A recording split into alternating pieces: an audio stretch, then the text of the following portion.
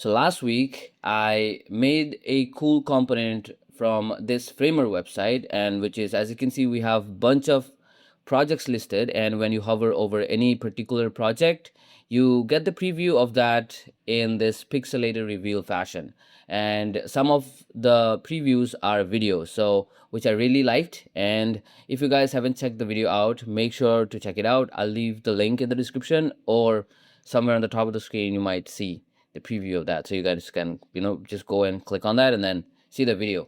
But then apart from this, the website has a lot of cool interactive components as well as animations. But then this what I'm gonna be showing you today is a menu. So I haven't come across menus like this before. So when I click on this menu button, the entire site basically tilts itself and then moves away, opening room for this entire menu sections. And then this menu has the links as well as some text, and then you can add, based on your creativity, you can play around and then do whatever you want. So this is a really cool and unique way of having the menu of your website, which I haven't come across before. So I thought it would be really nice to teach you guys to build something like this.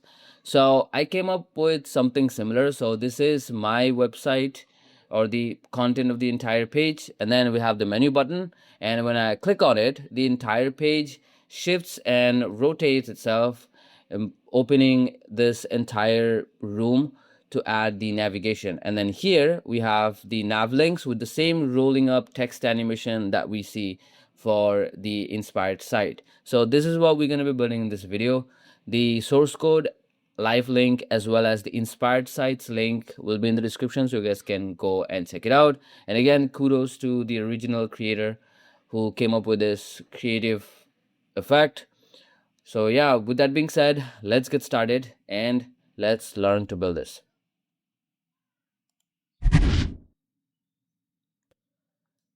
So here I am in my index.html file, and as you can see, we have a ton of CSS, and we have got the HTML as well as the CDNs that we will be needing. So we have GSAP, we have a custom ease for GSAP that you can use to create easing effects, custom easing effects. And then we have split text for the rollup text effect that you have seen in the intro. Now let me show you how this renders on the browser. So this is what we have. So we have a white background with the logo, and then on the right top we have the menu. Now we also have this navigation, but this is hidden. Now the way it's hidden is it's basically underneath the main section, and I'll be showing you what CSS properties we have. So firstly, so the entire structure of this is, if I were to show you, so we've got this nav, and then we've got the main. So we basically have two main elements directly inside of the body. So the nav is the one which has the actual navigation, and then the main has the content, or the entire website's main meat.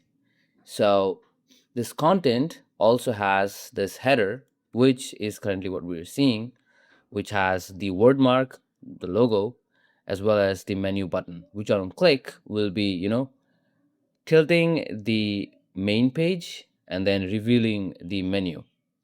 Now, if I were to show you the CSS, so what we have is, for the menu, we've made the menu as position fixed with z index to 0 and inset 0, meaning it takes entire width and height of the screen and then is at level 0, meaning if there are any elements more than 0 of z index, then those would render on top of the navbar. In this case, this main element.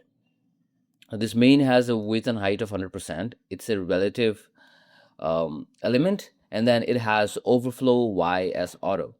Now, the reason for adding overflow y as auto is because the entire website is, fixed at 100 VH and 100 VW. So the Y scrolling, to get that, we need the main element to be scrollable. So we have Y auto, just so that when we add content, it's scrollable. Now, if I were to remove this Z index, let me just remove it. Let's refresh. Also remove this absolute relative. Huh, that's weird. Let me add a higher Z index.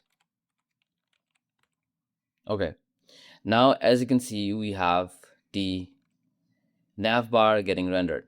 So here for the navbar, we have work, studio, process, and the contact, and then some text at the very bottom, and then a close button. Now, if you look at the structure for the nav, this button is the close one, and then we have nav inner, which has anchor tags for the different links. Now, each individual word has this class of rollup. Now, in JavaScript, we're going to be grabbing onto every word or every element that has the class rollup, and we're going to be adding the text rolling up animation in there. So this also is added to the word mark or the logo, as well as the menu open button and then the close button as well. So that's the core CSS. Now, if you look at the other stuff, those are just, styling and to make everything look pretty. And that's pretty much what we have. But then we have also, if you see, we have hidden the scroll bar because we don't want the scroll bar to be visible. We have two classes here extra. So the rollup class, which I already said, these these would be used, I mean, these two would be used for the text. So the rollup class has the position absolute, I mean relative, display inline block, and then white space as no wrap, just so that nothing flows to a new line and stays in one single line.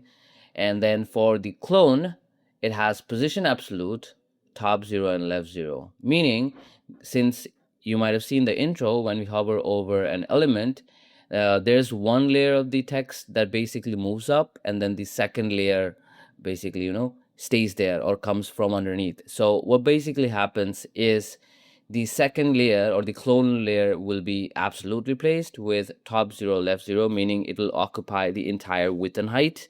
I mean, not entire, but then start from the top 0 and left 0, basically.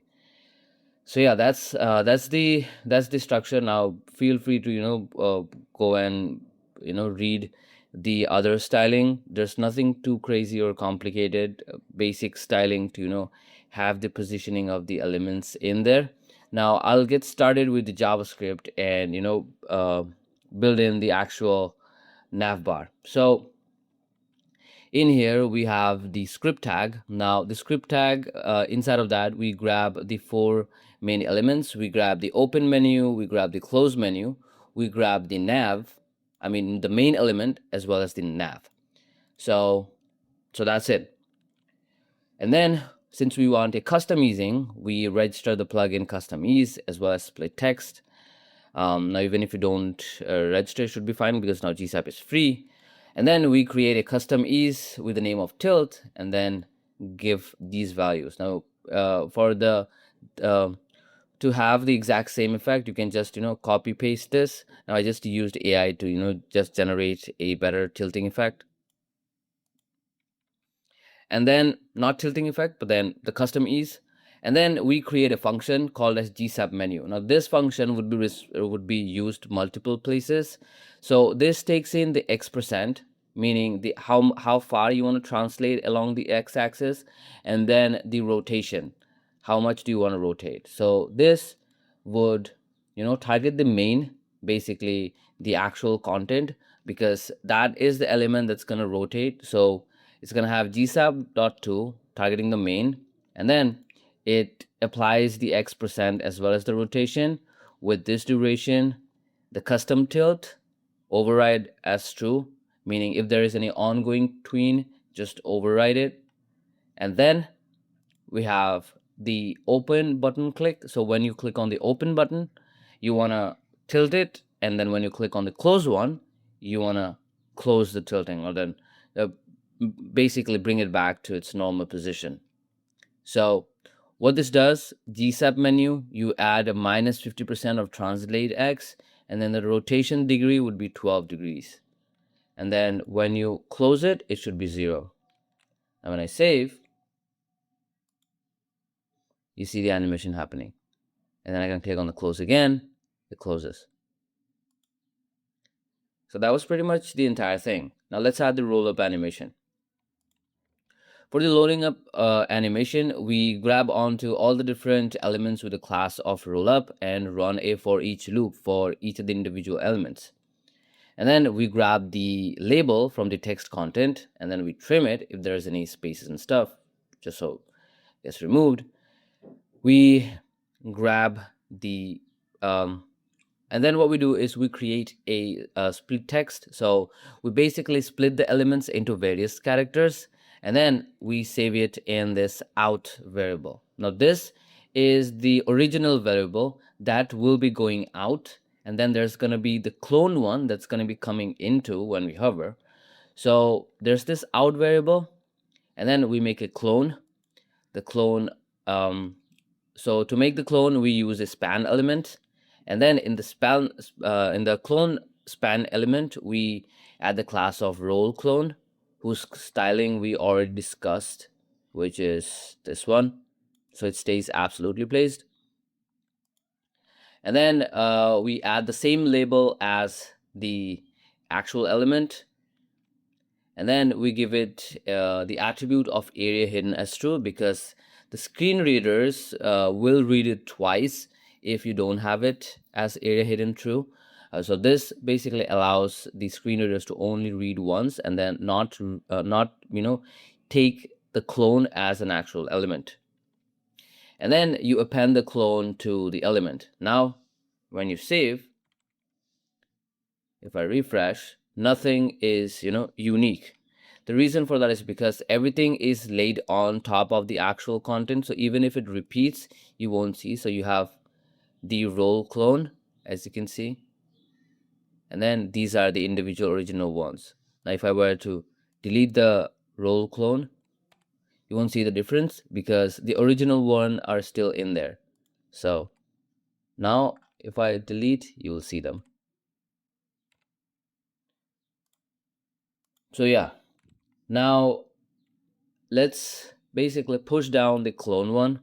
So the clone one, we create an into split text, and then it takes the clone one, it splits into different characters, masks it, same as the original one, which is going to be going out. And then what we do is we take the characters of the incoming or the clone ones and then push it down by 100%, meaning it basically hides entirely. So if I were to show you, let's delete first the original ones. Now, as you can see, as I'm deleting, you aren't seeing the cloned ones. The reason for that is because the cloned ones are now pushed down. So if I click on any one, you can see that they have overflow clip. All right, now if I remove it, as you can see, overflow is now visible. So they're basically pushed down underneath. If I open this, you'd see here, you have this transform, translate, X is 0%, and then Y is 100%. Now if I uncheck, you can see that the M is now visible. So the clone ones is now pushed down.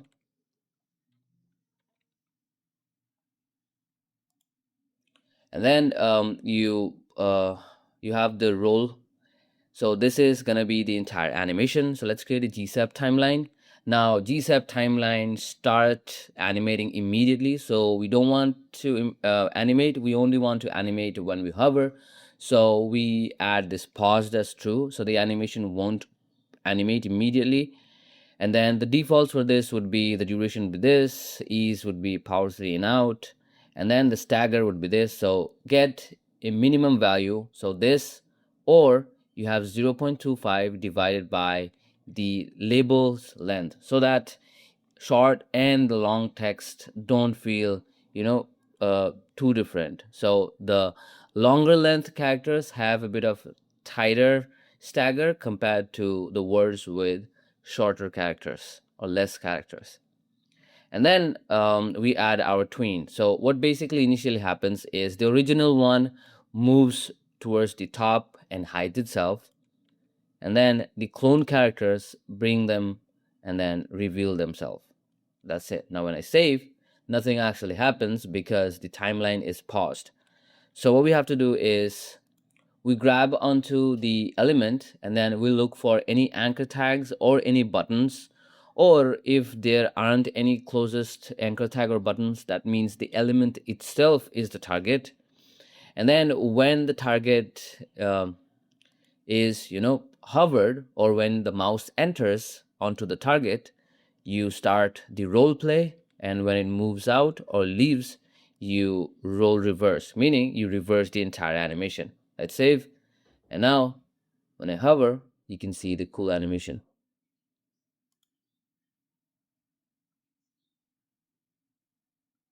Pretty cool. So yeah, that's it for this video. Now let's make it a bit pretty, which I'm gonna be just pasting in some HTML, some CSS. Let's save. And with that, we've got this cool, pretty page that you can use for any detailed page of any website that you're building. So yeah, that's it for this video. Meet you guys in the next. The source code as well as live link along with the inspired sites link will be in the description, so you guys can go and check it out. That's it for this video. Meet you guys in the next. Till then, bye bye, take care, and peace.